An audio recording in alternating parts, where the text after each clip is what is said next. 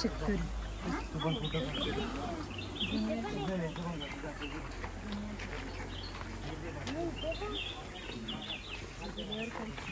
हा कुंभार आहे.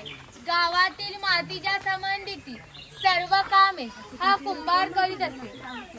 गणपतीचे दिवस आले की लाल मातीचे गणपती तयार करणे, उन्हाळा आला की मडकी तयार करणे, दिवाळीच्या वेळेला पंत्या तयार करून त्या प्रत्येकाच्या घरोघरी पोचवण्याचे काम हा कुंभार करीत असे.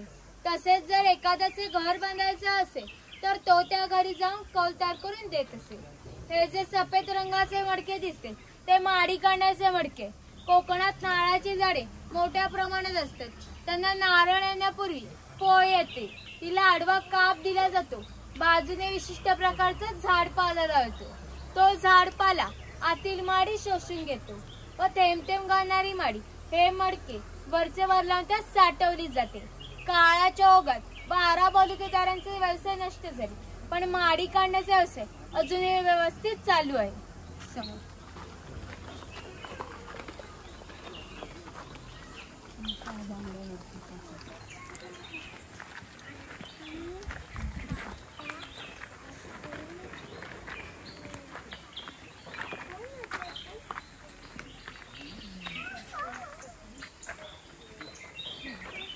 हा सोनार आहे.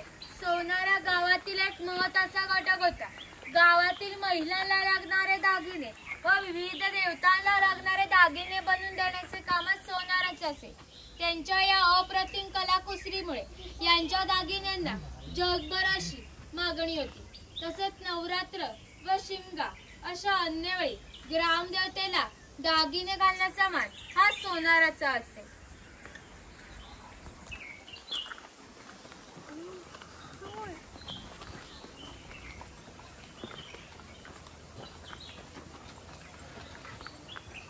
हा वाणी आहे.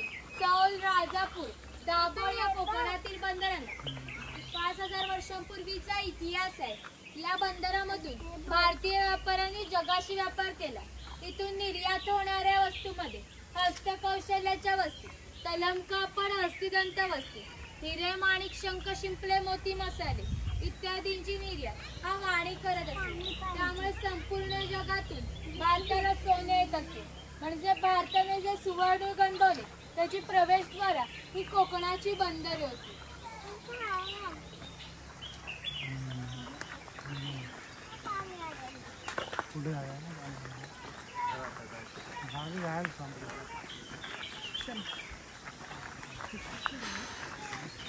समजलं काय?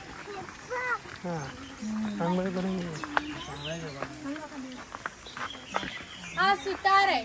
कोकणातील 12 बलुतेदार दाखवताना जे अधिक कौशल्यवान आहे ते आम्ही इथे दाखवले.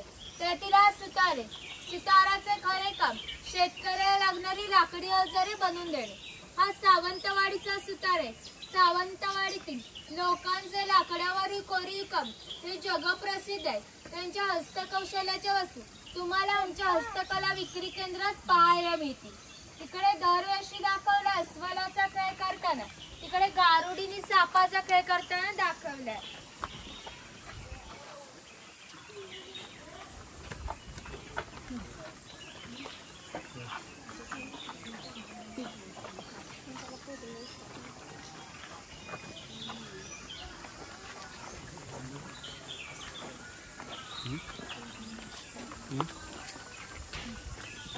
हा लोहार आहे.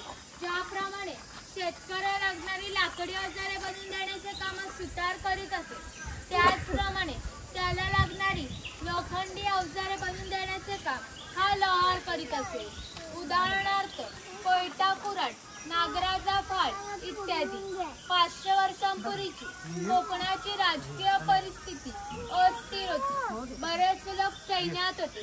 त्यांना लागणारे लोखंडी ढाली व तलवारी बनवून देण्याचे काम लोहार करीत असे.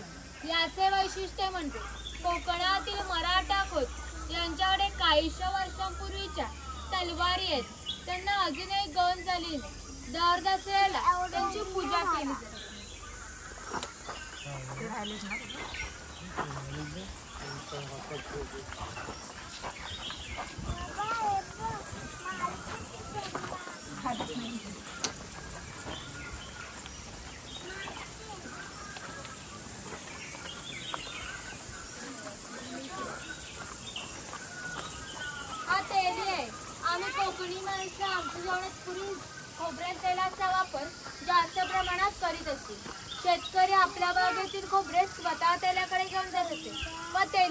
प्रत्येकात तेल पाडून देत असे.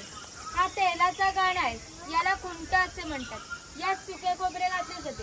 हे जे उभे लाकूड दिसते त्याला कोकणी भाषेत लाट असे म्हणतात. हे आडवे लाकूड या उभ्या लाकडाला अशा तऱ्हेने बांधले जाते की जेणेकरून ही लाट उभी राहते. या ठिकाणी चोखडाला बैल बांधला जातो व या आडव्या लाकडावर दगड ठेवून तेली त्यावर स्वतः बसतो. हे सर्व वजन घेऊन बैल गोल फिरवला जातो. त्यामुळे आतील खोबरे रगडून त्याचे तेल निघते. ते तेल भरून काढायचे असे तर प्रथम चोखड्याचा बैल तोडायचा, चोखड बाजूला केले जाते. आडवे लाकूड बाजूला करून लाट बाजूला केले जाते व आतील तेल भरून काढले जाते. पुन्हा नवीन तेल पाडायचे असते तर पुन्हा क्रमरमानी करावी लागत असते.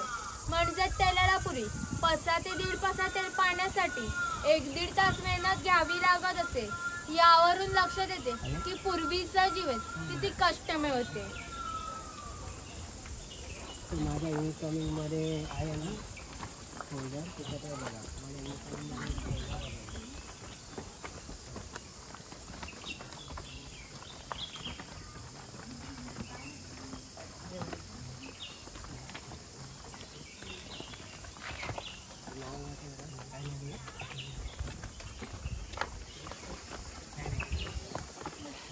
हा बुरुड आहे. पूर्वी प्रत्येक व्यवसाय हा जातीने होता. व्यवसाय निवडीचे स्वातंत्र्य नव्हते. प्रत्येकाला आपापल्या जातीचा व्यवसाय करावा लागत असे. म्हणजेच बांबूपासून वस्तू बनवून देण्याचे काम हा बुरुड करीत असे. ही कणगी आहे ती घरी नेऊन त्यात धान्य ठेवून शेणा मातीने लिंपून घेण्याचे काम हे शेतकऱ्याचे असे. अशी श्रम विभागणी केलेली होती. हे सूप आहे, फुलाची परडे ही रवळी आहे. तिचा वापर धान्य धुवण्यासाठी व अजूनही धार्मिक कार्यात केला जातो. जेव्हा आपल्याकडे शुभ कार्य असते तेव्हा घरातील कुमारिका किंवा सौभाग्यवती स्त्रिया या रोवळीमध्ये दिवा ठेवून हातात घेऊन उभ्या राहतात. जर हा दिवा शुभ कार्य पार पाडण्यापूर्वी विझला तर ते अशुभ मानले जाते. अजूनही आमच्या चाकरमान्यांचे जर मुंबईला लग्न असेल ही रोवळी गावावरून मुंबईला पाठवली जाते. मुंबईला सर्व काही वस्तू मिळतात पण ही रोवळी मिळत नाही.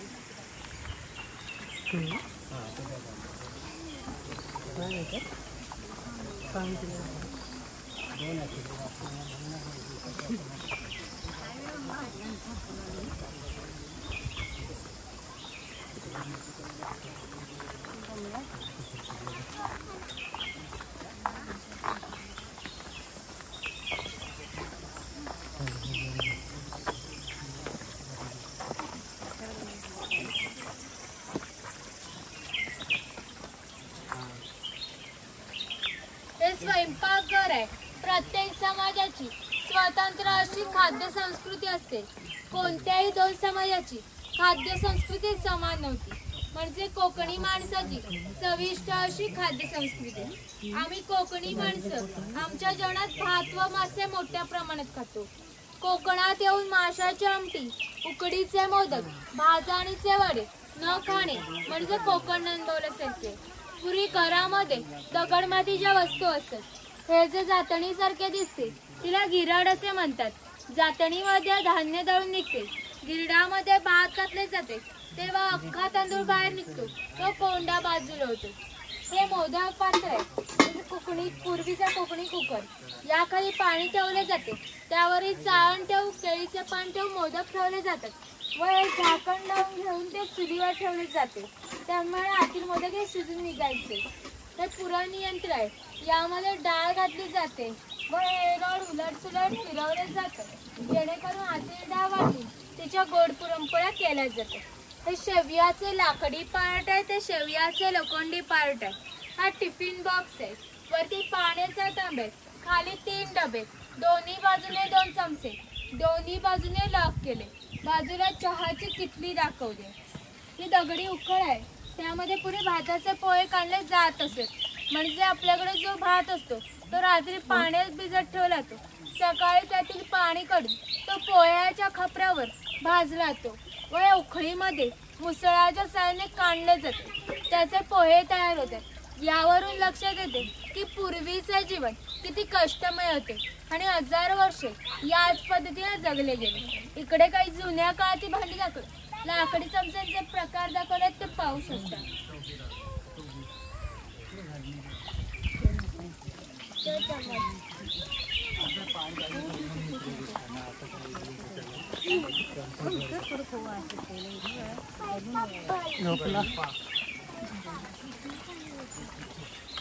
माहुरा बाजार दाखवले.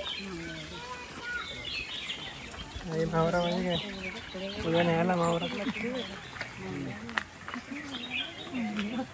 कोणती ठेवली मांजरी ठेवली.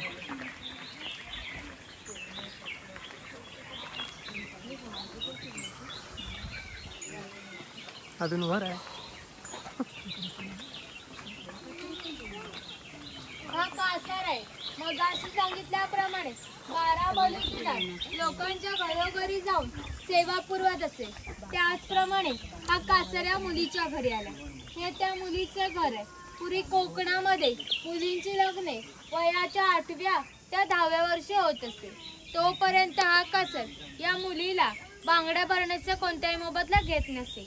पण ज्यावेळी या मुलीचे लग्न होईल त्यावेळी या मुलीचे वडील या कासाराला एक छोटासा सोन्याचा दागिना देत असे. त्या व्यतिरिक्त कोणताही मोबदला हा त्या लोकांना मिळत नसे. म्हणजे हा कासार या मुलीला 8 ते 10 वर्ष क्रेडिट देत असे. यावरून लक्षात येते की पूर्वीची समाज रचना एकमेकांच्या विश्वासावर आधारलेली होती. थोडक्यात 12 बलुतेदार कोणत्या नफ्या तोट्याचा विचार न करता केवळ आपले काम कर्तव्य म्हणून करीत होते.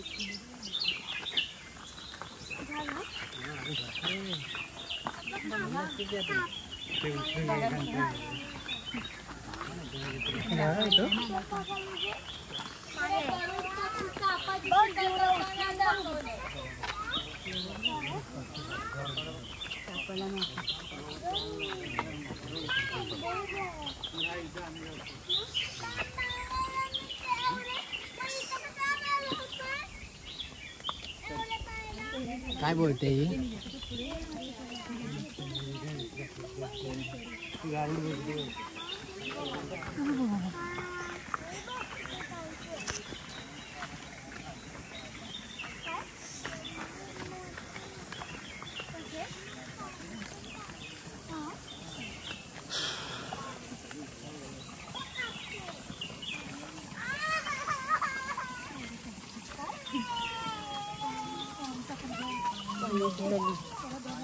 हा पाणवठा आहे.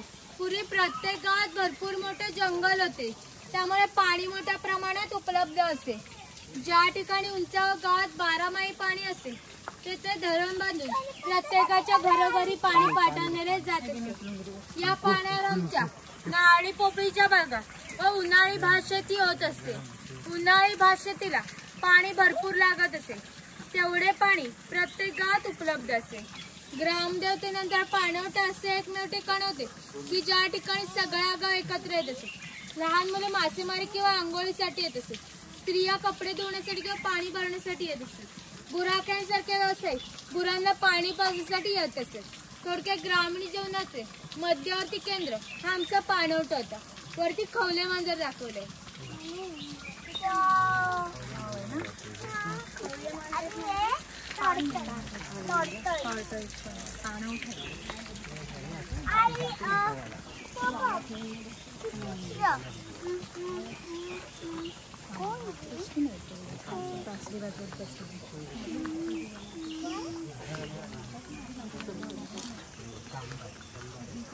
हा चर्मकार आहे. चामड्याच्या वस्तू बनवून देण्याचे काम हे चर्मकाराचे असते.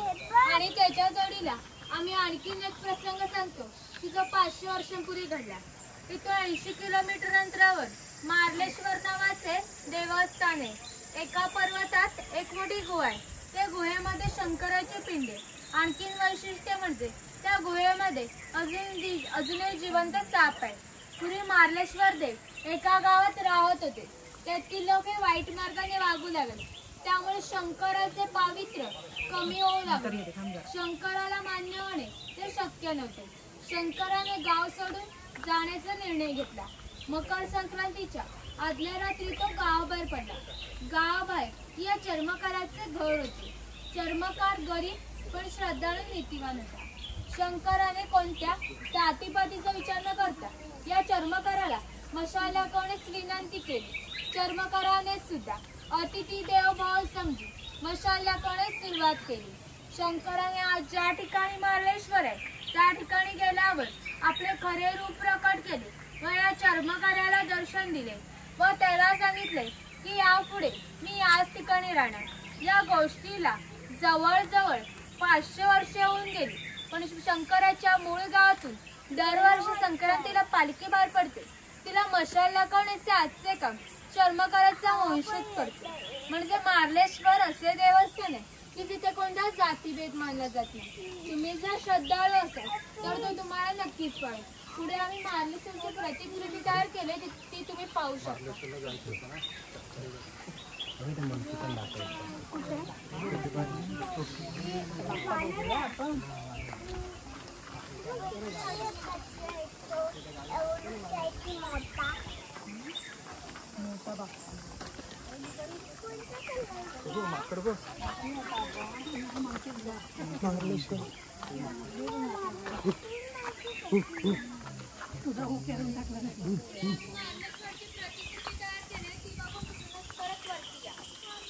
मार्लेश्वर बघून घ्यायचं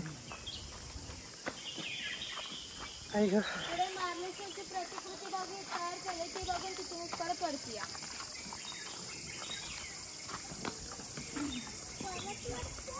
तिथूनच परत वरती या।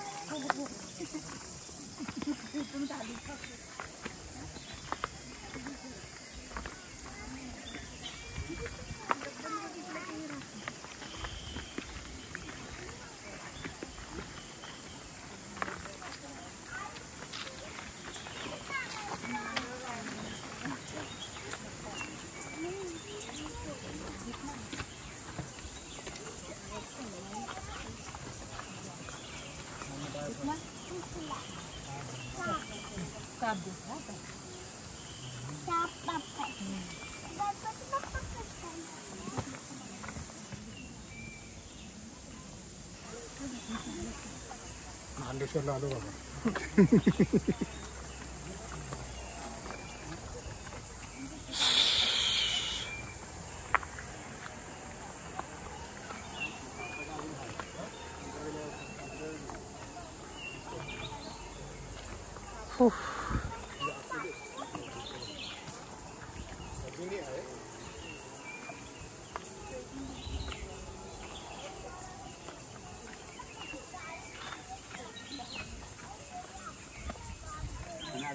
लाईट नाही लावलेली आहे ना, लाईट नाही आरतीच्या टायमाला तिकडे साप येतात गेलेले आहे कधी करावं ना आरती।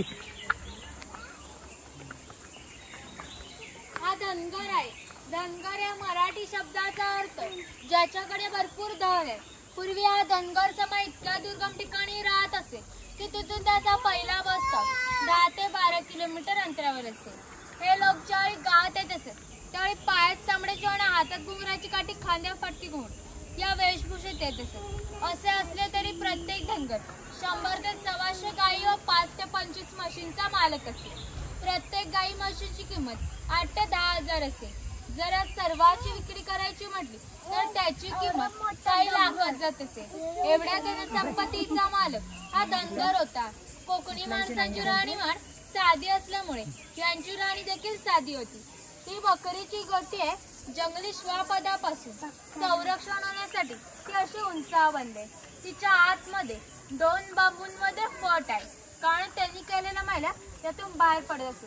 छपराची रचना जरी ओबडधोबड दिसली तरी किती पाऊस आला पावसाचे पाणी आत जाऊ शकत नाही।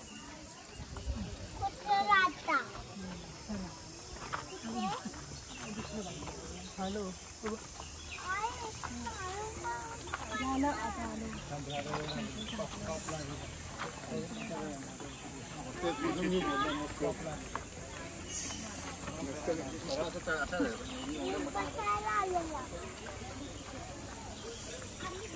दालचिनीचं झाड दालचिनीचं झाड बघून घे।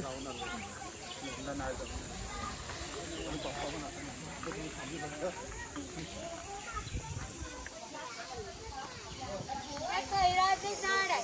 याच्या आतील लाल रंगाच्या खोडापासून काच तयार केला जातो, जो पानामध्ये घालतात तो लाल रंग येण्यासाठी।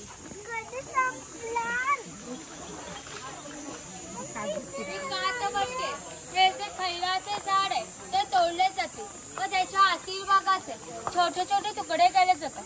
ते तुकडे पहिल्या 4 मडक्यात पाण्यासोबत उकळले जाते आणि जो लाल रंगाचा पाक तयार होतो तो 5व्या मडक्यात विशिष्ट तापमानाला उकळवला जातो. तो पाक सावलीला सुकत घातला जातो व त्याचे छोटे छोटे वड्या पाडले जातात. म्हणजे कात तयार होण्याच्या प्रक्रियेला 3 ते 4 महिने लागतात.